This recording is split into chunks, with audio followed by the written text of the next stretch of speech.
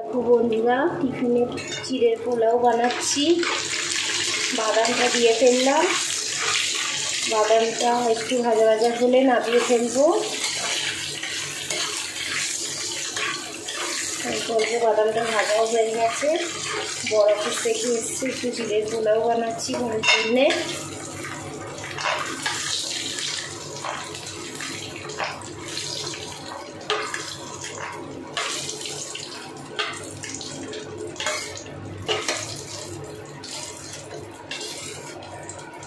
আমি এরকম করেই চিড়ের পোলাও বানাই বন্ধুরা। তোমরা কি কেমন করে বানাও একটু জানিও কমেন্টে।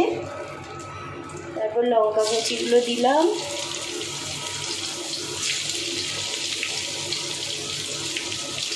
দিলে একটু ভাজা ভাজা হয়ে গেলে আলু পেঁয়াজ কেটে রেখেছি, এটা ভাজবো।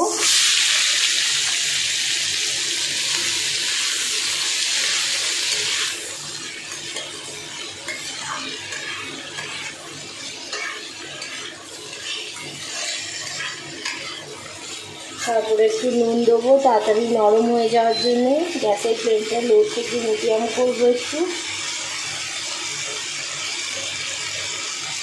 নুন আর হলুদ দেবো একটু এতে পরিমাণ মতো।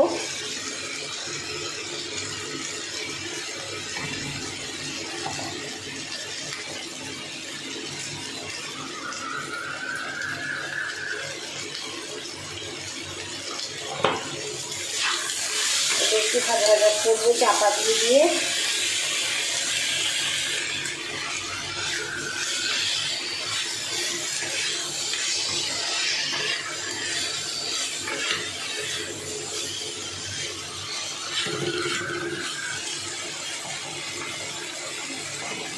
চাপা দিয়ে একটু ভাজা ভাজা করবো।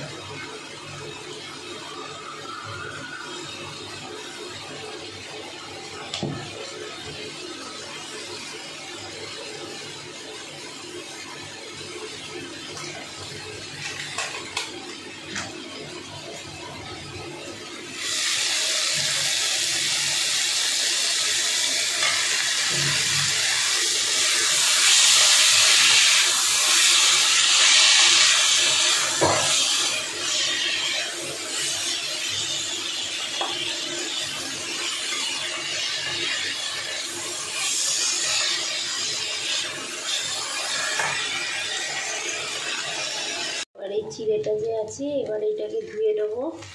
ধোয়ার পর কড়াইতে দিয়ে একটু ভাজা ভাজা করে নেব। জলটা ঝরিয়ে এবার চিড়েটাকে দিয়ে দেবো এতে। এবার চিড়েটা একটু ভাজা ভাজা করবো।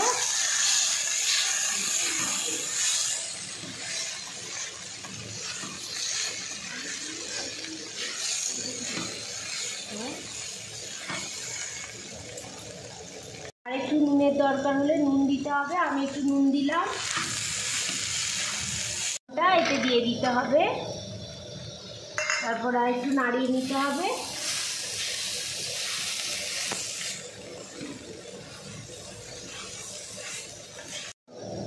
তারপর পরিমাণ মতো চিনি দিতে হবে। পোলাওতে একটু মিষ্টি মিষ্টি ভালো লাগে, তাই জন্য একটু বেশি করে চিনি দিতে হবে।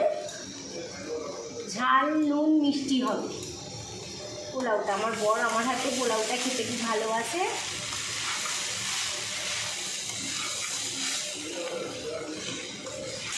তোমরাও যদি খেতে চাও আমার বাড়িতে চলে এসো। কেউ যদি ডিম দিতে চাও ডিমও দেওয়া যাবে এতে। আমি আজকে ডিম দিইনি, এমনিই করেছি। তারপরে একটু গরম মশলা দিতে হবে, গরম মশলার গুঁড়ো।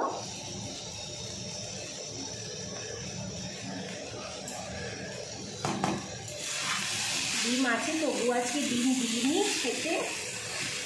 ডিম ছাড়া করছি পেঁয়াজ দিয়ে, লঙ্কা দিয়ে, আলু দিয়ে, বাদাম দিয়ে।